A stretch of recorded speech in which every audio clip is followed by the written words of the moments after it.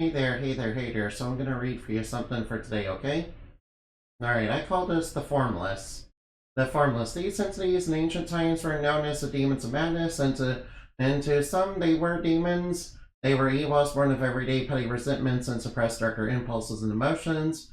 Every now and again they appear in reality and cause chaos due to, cracks in the psyche to them leaking out from time to time and getting their chance to take over just a bit and become reality.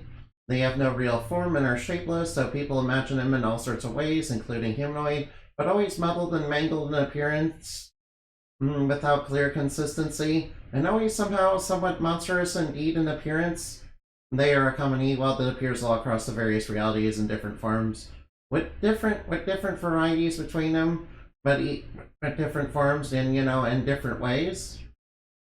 I should say, with different forms and different varieties of them between the people who spawn them in each reality, but have the similar essence in the same similar way that they are formed. The formless are also entity. Or, the formless have also become entities under the control of Lumina Night, the boss of Red Moon, and many of them are working under her and high-ranking members of Red Moon as low-level monsters that serve their forces, not really for their power level, but for their numbers. Alright now. Alright now. Yeah, alright now. Hey, wake up. Enamani. The reason I came up with this one in particular is because, I was playing Azure, Knights of Azure. Come on, please.